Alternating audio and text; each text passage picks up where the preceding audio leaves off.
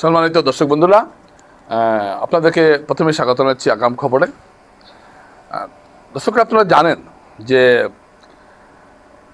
UDF দলের প্রচারে আসাদুদ্দিন ওবেসি অসমে প্রচার করে গেলেন, প্রচার করছেন, এবং আমি আজকে একটু বিশ্লেষণ করব যে তার এই প্রচারে কংগ্রেসের কতটুকু ক্ষতি হয়েছে।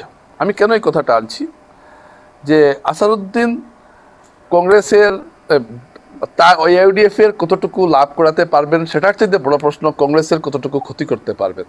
এবং তার চাইতে বড় প্রশ্ন আসাদুদ্দিন ওবেসির বিভিন্ন মন্তব্য বিজেপি এখনই কাজে লাগাতে শুরু করেছে, এবং হয়তো আপনারা দেখতে পাবেন যে এই মন্তব্যগুলোকে দেখাই যাচ্ছে আসাদুদ্দিন ওবেসির বিভিন্ন বক্তব্যকে রেকর্ড করে করে সোশ্যাল মিডিয়াতে ছাড়া হচ্ছে। এর ফলে কি হতে পারে? এর ফলে গতবারের মতো একটা জায়গা তৈরি হতে পারে, একটা ভোটের মেরুকরণের মতো জায়গা তৈরি হতে পারে, এবং এতে সবচেয়ে বেশি ক্ষতিগ্রস্ত হবে কংগ্রেস।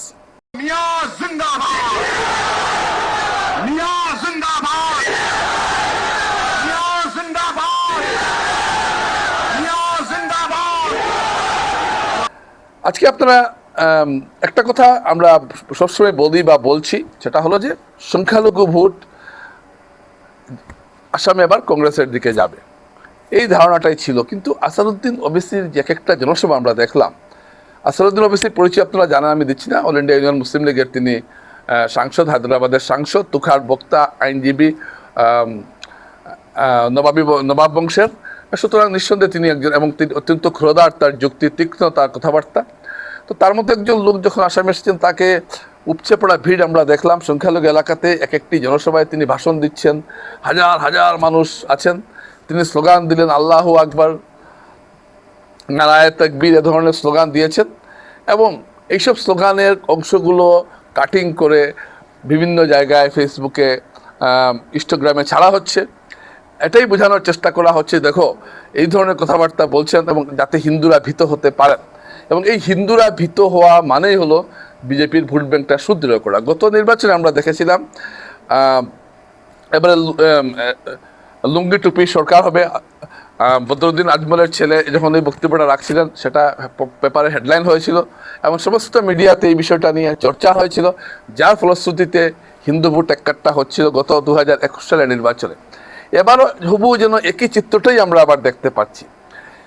আসাদুদ্দিন ওবেসির এই আগমনে আমরা দেখলাম যে যেভাবে তিনি বিজেপিকে আক্রমণ করছে, বা যে ভাষায় আক্রমণ, এবং তার ভাষার কথা তো আর বলে লাভ নেই। তিনি অত্যন্ত সুন্দর ভঙ্গিতে কথাবার্তা বলেন, এবং তার ভাষা এবং তার বলার ভঙ্গি, তার যে আক্রমণের যে ভঙ্গি, এসব যে কোনো একজন সংখ্যালঘু মানুষকে উদ্বুদ্ধ করার জন্য যথেষ্ট, এবং এটা তিনি করেছেনও।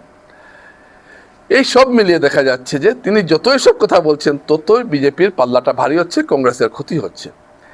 এই বিষয়টাকে কংগ্রেস নেতৃত্ব কিভাবে মোকাবিলা করবেন, সেটাই দেখার বিষয়।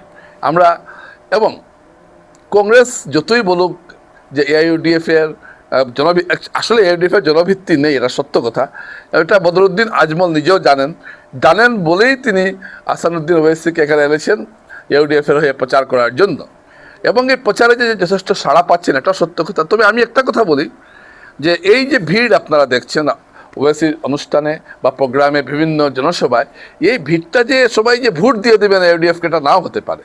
একজন বড় ব্যক্তিত্বকে দেখার জন্য অনেক লোক যায়। আপনাদের মনে আছে যে গত 2019 সালের নির্বাচনে সুস্মিতার সমর্থনে শুনি প্রিয়াঙ্কা গান্ধী শিলচরে যে রোড শো করেছিলেন, প্রচুর লোক হয়েছিল, কিন্তু ভোটের সেটার আমরা কোনো প্রতিফলন দেখলাম না। তাই সবসময় যে জনসভায় লোক বেশি হলেই বা কম হলেই যে প্রতিফলন ঘটছে না, একটা জনসভা দিয়ে আপনি এসব কিছু বিচার করতে পারবেন না।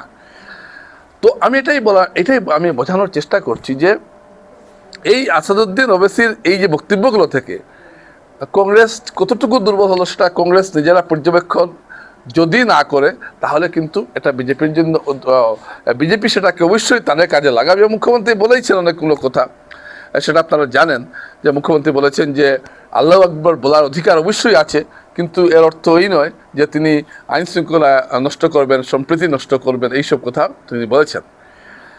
এবং ইদানিং মুখ্যমন্ত্রী যেসব মুসলিম বিরোধী বক্তব্য রাখছেন, সে প্রতিটি বক্তব্যের জবাব দিতে গিয়ে অবশ্যই যেভাবে আক্রমণ করেছেন সেটাতে একজন সংখ্যালঘু মানুষ হাততালি দিলেও বিজেপির কট্টর বিরোধী একজন হিন্দু এতে আতঙ্কিত হয়ে যেতে পারে এবং তার মনোভাব পরিবর্তিত হতে সময় লাগবে না। তাকে বোঝানো হবে, দেখো তুমি তো গুরুকে চাইছো কিন্তু দেখছো কীভাবে কথা বলছে, এরা যদি সরকারে যায় তাহলে কি হবে। আপনাদের মনে আছে গতবার বদরুদ্দিন আজমল মুখ্যমন্ত্রী হয়ে যাবেন এই প্রচার করে এটা মানুষের মনে একটা হিন্দু ভোটারদের মনে একটা বিশ্বাস জন্মিয়ে দেওয়া হয়েছিল যে কংগ্রেস ইউডিএফ জোট ক্ষমতা এলে বদরুদ্দিন আজমল মুখ্যমন্ত্রী হয়ে যাবেন। সেটা মানুষ বিশ্বাস করেছিল, যার জন্য অনেক জায়গায় কংগ্রেস হেরেছে। দর্শকরা, আমি এই কথাগুলো আপনাদের সামনে আনছি এবং আমি আগাম একটা কথা বলে দিচ্ছি, ওয়েসির এইসব বক্তব্য বিজেপিকে অনেকটাই সামনে নেবে এবং কংগ্রেসে অনেক ক্ষতি করবে, এটা বলার অপেক্ষা রাখে না। নমস্কার।